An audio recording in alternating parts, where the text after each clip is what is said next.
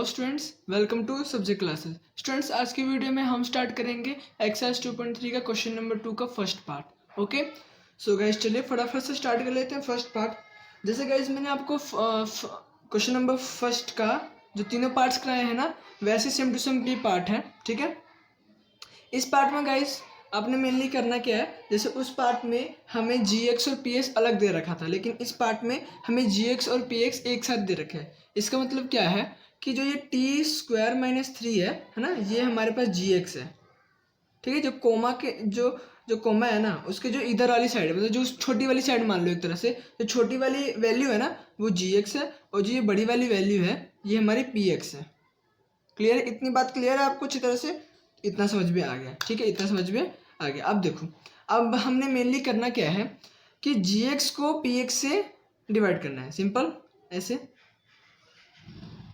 GX divide by PX, हमें इतना करना है। ठीक है, सो ये चीज़ करने के लिए हमें वैल्यू को पुटअप करना होगा इस डिवाइड के अंदर।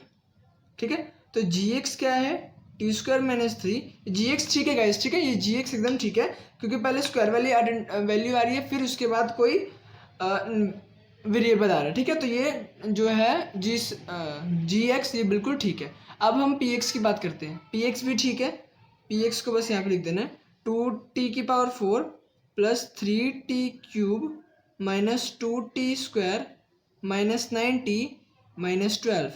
क्लियर है बात अच्छी तरह से? अब हमने मेनली बस इसको डिवाइड करना।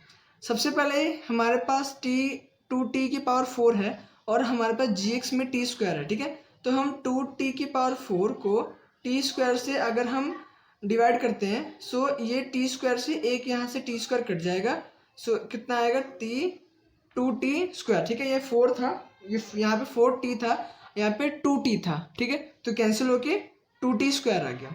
ठीक है, 2t² से हमने अपने GX को डिवाइड करना है, जिससे हमारे पास 2t⁴ वैल्यू आएगी।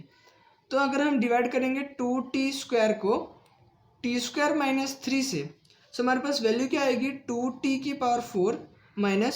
2t² × 3, तो 6t²। ठीक है, तो 2t⁴ - 6t² को हमने यहाँ लिखना है। ठीक है,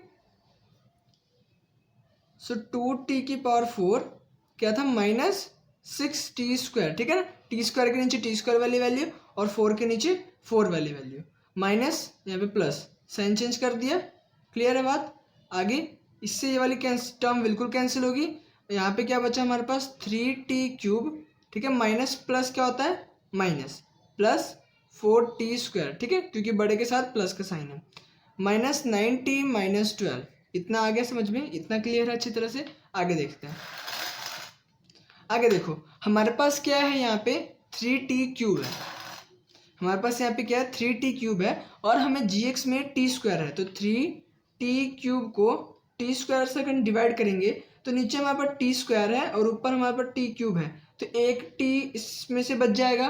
ठीक है, और इसमें से 2t कैंसिल हो जाएगा, तो हमारे पास आंसर क्या आएगा 3t। तो हमें अगला क्या वैल्यू लेनी है, किसमें, क्वेश्चन में 3t। तो हम 3t को जब t² - 3 से मल्टीप्लाई करेंगे, so value is 3t² - 9t। ठीक है, 3t³ - 9t। ओके, सो अब यहाँ पे हम ये वाली वैल्यू लिखेंगे 3t³ - 9t। यहाँ तक क्लियर है बात अच्छी तरह से? अब हम इसका पहले साइन चेंज करेंगे और इसका साइन चेंज करेंगे, और फिर ये वाली वैल्यू से ये पूरी कैंसिल होगी। +90 है और माइनस का 90 है, तो ये भी कैंसिल हो गया। क्या बचा 4t² - 12। ठीक है, 4t² - 12 बचा। आगे देखते हैं गाइस, हमें सेकंड क्वेश्चन में मेनली ये बोल रखा है कि हमें फर्स्ट जो भी हमारे 3 पार्ट हैं उसमें हमें बताना है कि GX और PX को हमने अगर डिवाइड करेंगे, सो अगर ये पूरा कट जाता है, अगर ये पूरा कट जाता है, ठीक है, मतलब जो है हमें चेक करना है कि GX से PX पूरा कट जाता है कि नहीं कट जाता है, कि जो फर्स्ट पॉलिनोमियल है ना, वो सेकंड पॉलिनोमियल का फैक्टर है कि नहीं है, फैक्टर है कि नहीं है। ठीक है, और हमने डिवाइड करके देखना है सेकंड पोलिनोमियल को फर्स्ट पोलिनोमियल से। समझ में आ गया ना? क्या बोल रहा है कि जो फर्स्ट पोलिनोमियल है, जो फर्स्ट पोलिनोमियल है, ये वाला जो फर्स्ट पोलिनोमियल है वो सेकंड पोलिनोमियल का फैक्टर है कि नहीं, फैक्टर ये वाला फैक्टर है कि नहीं, और सेकंड पोलिनोमियल को फर्स्ट पोलिनोमियल से डिवाइड करके देखना है। बात आ रही है समझ में? ठीक है, मैंने आपको सीधा डिवाइड ही करा दिया, इट्स माय मिस्टेक, पहले आपको समझाना चाहिए था, तो कोई बात नहीं, मैंने अभी आपको यहाँ पे समझा दिया। इतना ठीक है? अब देखते हैं 4t स्क्वायर है और यहाँ पे हमारे पास t स्क्वायर है। ठीक है, सो अगर हम 4t स्क्वायर को t स्क्वायर से डिवाइड करेंगे तो t स्क्वायर से t स्क्वायर कैंसिल हो जाएगा, आंसर क्या आ जाएगा 4। सो अब हमें 4 से मल्टीप्लाई करना है, अब हमने 4 से मल्टीप्लाई करना है टू फाइंड दिस। ओके, तो 4 से अगर हम मल्टीप्लाई करेंगे तो हमारे पास आंसर कुछ ऐसा आएगा, 4 मल्टीप्लाई टी स्क्वायर माइनस 3, तो 4t square minus 12, same to same आ रहा है। सो 4t स्क्वायर माइनस 12, ठीक है, साइन चेंज करेंगे, यहाँ माइनस यहाँ पे प्लस, सो ये पूरे वैल्यू कैंसिल हो जाएगी, आंसर क्या आ जाएगा 0।